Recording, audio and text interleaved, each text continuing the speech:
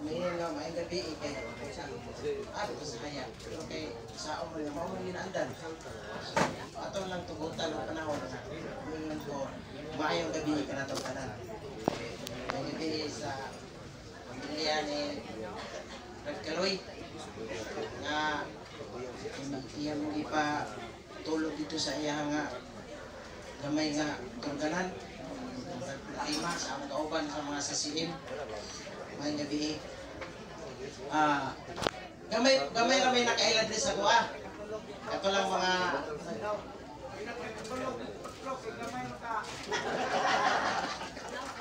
gamay pa to para ko na tanong niya. Muna nga gamay pa yung nakailad din sa kuha. Isa pa may nakailad din sa kuha. Ang pangalan si Amig Taglinaw. Uban kay wala nakaila taga Bayugan City, Agusan del Sur. Usa ko ka kanis Sabadista. Seventh-day Adventist. Ang Seventh-day Adventist daghang klase 15 ka buok. Ambot kong daghan na sayod ana sa inyo nga. Ang Seventh-day Adventist nisanga siya niabot og 15. Hapit na mo 16. Kaya katong na kontra ni Stalwart, katong primero ni Patong Dire. Dili na lang i-mention ang pangalan, nisipak na to siya. Sa diha nabalaan niya Katoliko na ko, nagsigi siya ang tawag kung sa Bradimig. Ayaw diha sa Katoliko kay ni hawak ka sa Seventh-day Adventist General Conference Corporation, nibalhin ka sa Katoliko. Samot dili ka malangit diha kay daghang mga revolto. Sige siya panawag sa kuha kay gusto niya nga dito ko magpamembro sa iya kay dili lagi pwede mo kuha og kanang sa secret registration. Dili ka boto 15 ka buok. 5 pa man sila ka buok.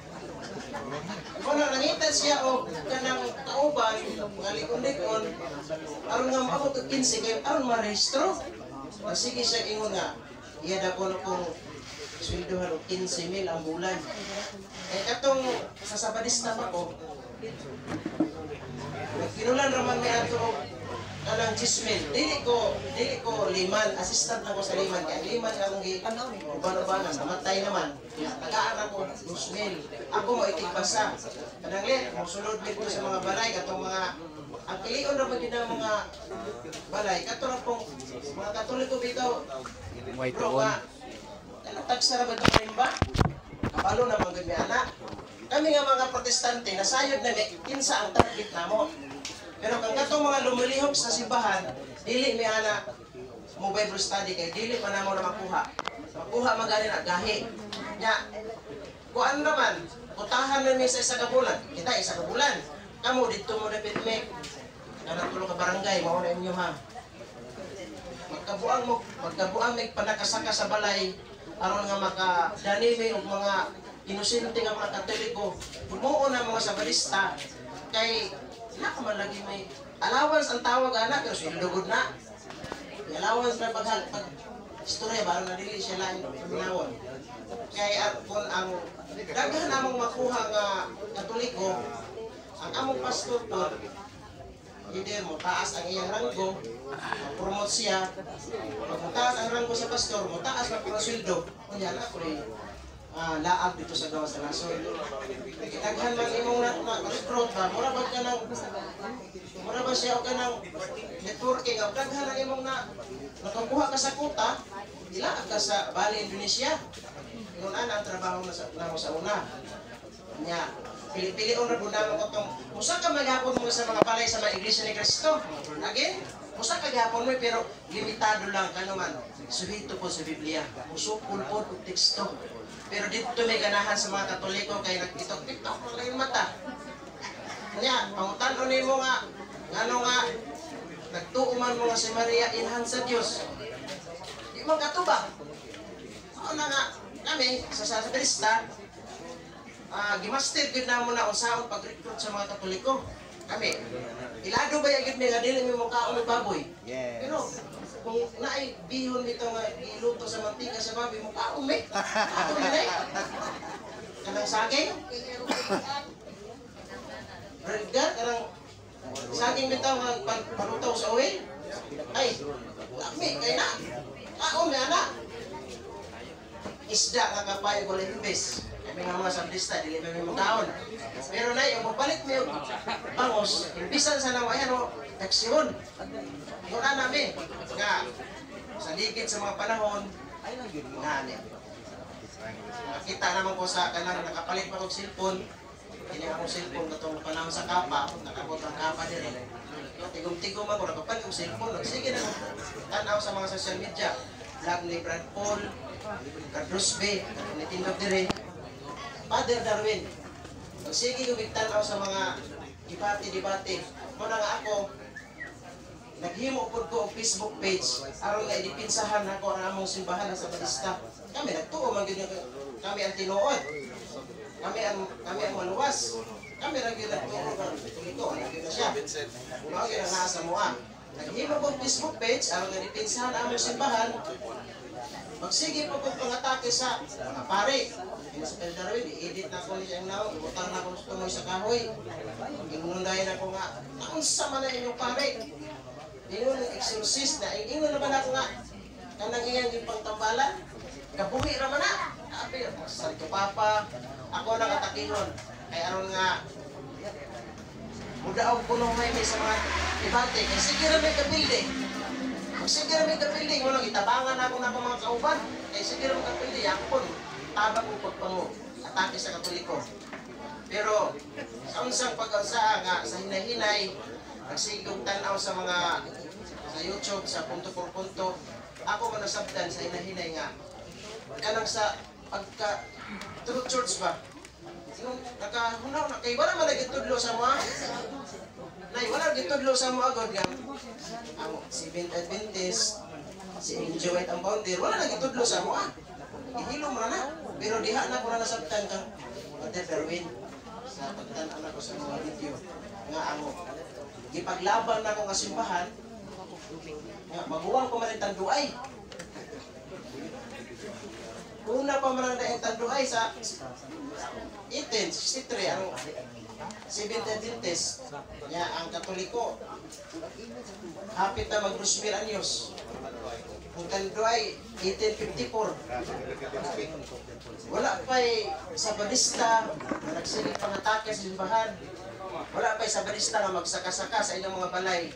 Naghan na ng mga Katoliko nahulog sa kanan kay nahubog sa tanduay. Kung anak ka dugay ang tanduay, mas una pag yun. Muna nga, militado na may itong panahon kaya na pa'y 30 pa mga sa kabok ng mga ang istorya dire na nga niadtong karon ra nga tuig Pebrero 8 naka-desisyon ko nga magpabunyag kontak na may naka-hearing man ko dito sa amo ang sa San Lorenzo sa Diocese of Prosperidad kung ato man si Father Darwin Pebrero 8 ang kanhi sa Batista nga nagsigig pangatake sa simbahan Katoliko karon ibunyagan na si Father Darwin nga nabunyag dito sa Bayugan City atong palakpakan ni Ginoo. Sa diha nga nagkatoliko nako suko ako mga pamilya maog yun na ang pinakauna yun nga wala may tarong nga relasyon ila ka bulan mama una nga yun sa mga kanamo pagpadako yun sa bagyo magpaso niya kabalingon na kulang na ko sa ilang pagpadako sa mga nagkatoliko man ko ingon na ako papa kanang imong anak susto na sa mama wala na palahubog na gyud nagkatoliko na ngano man ang naas amo na hula pagkatoliko palahubog pagkatoliko na sugar gyud na gyud nasa mo na una pero sa diha nga sige na ko tuon sa pagtulunan sa simbahan Katoliko ang gituuhan nako nga mga retaging sa una sayop man di ay dili man di sa diha na magmisa na pare wala gid makadung ka manamisa manguli tauban sa kalipay o pagpalit mong tanduay paghubog-hubog wala ko kadungog ikaw mga sayop man ang paratang sa una mao na nga ako si mama gi-istoryahan, akong pamilya, ikatikais na ka po mama kay tuon na lagi ko. Sa samtang mga on may ako mama. Ang akong mama kay ako ra man po sa lagi-lagi. Plus ni sa ko mama. Minyo na ko, pero di na po isang wala pa may nagkahiba. Ay, tigong palagi kwarta nga. Kapalit ko, ay magatigo, aron magbalay, nanay, luti. Balay na lang. Ay, upang nga po rin sa pagkawa sa mama. Ako giingnan nga, maunima si Maria. Ako anong tawag nga, Diyos. Di sa Diyos. Ako sa katikais, inahan siya sa Diyos. Inahan. Diyos din na si Maria. Ano nahimo man nga inahan sa Diyos nga wala pa sa Maria na ano may Diyos. Ako sa diha no ko gabi. Pag anak ni Maria ba? Picture nami. Pag anak niya kang Ginoong Hesus, unsa man siya? Diyos. Inahan siya sa Diyos. Ako papa mo kay nakadungog ako papa kay kada adlaw man maglaba. Maglaba. Iyang tindog siya sa Miriam ang pangalan sa mama. Ayaw na pagtubag-tubag anak ang aming sunod semana, katoliko na ka, maayaw na explain oh. Nahadlok ako papa. Dili na daw ako mama mag-istorya. Muna nga, pag mag-istorya ko, ngayon na isa nga, yara ka. Pag binuutan lang ka sa katoliko, bahalag din ka mo balik pag sa barista. Kuntal, kabalo ko, ang imo kasing-kasing sa barista gapon. Tuhan na ang imong reliyon. Luwas ka. Kaysa mo sa 28 katima na mo, sa mga doktrina, gigay ko na sa Biblia. Pero ang founder sa 70 Adventist na may siya sinulat nga daghan ang matarong, daghan ang maluwas diha sa simbahang Katoliko. Ingon ako ngayon, diha ka. Sigurado kang maluwas kami, dili kayo noon kay kung nga magkatoliko dahil ka, isa nga diri ako, tungod kay ang relasyon mo, maunay pinakabungkat bito ba? Ay na, may banding ninyo. Muna nga, daghan ang nakasabot, pero tungod kay dili pa magud sila magabiya, tungod kay pamilya, so tungod lagi sa pamilya. Muna nga ako, daghan akong ipang katikay sa mga kaubanan ako sa una, kasabot na, nga, pero dili pa ko sila mo, balik dili sa Katoliko. Nga naman, pagkaon ako sila. Sa ako, nila yung pagkapastor. Dong tayo no si. Yahay man ilang hintang. Makaraang. Wala na may sweldo. Wala may sweldo sa ingon nga si FD. Bala, ingon nga kala sa amin. Kung man po nila, ingnan nga. Nagkatoliko rin ako, kaya tagaan kong babao. Yahay, tinuod. Inom, makaingon sila anak nga. Tagaan kong babao, kinatulong mong god. Pero mas wala pa nung Katoliko na ano tamang babao. Sila nga pandaw kanang nagkatoliko na kuno ko kay ipalitan og lote. Daghan nilang mga istorya kay naabot na ko ni ako kuno nga kwarta sa Katoliko nga dili man tinuod. Mo na nga ako sa nagingnan nga kana puro ra na siya mga paratang. Dili ko na siya tinuod. Mo na nga niini nga matang mga gabion. Ako lang hinaot nga bisan sa mubog nga panahon na amoy nakuha nga pagtulunan ako nagtuo nga nalipay mo nakadungog sa conversion story. Gikan sa pagpangatake ang naasa nga tubangan mananaot sa Katoliko karon usa na nga kay sa pagtuo. Daghang salamat.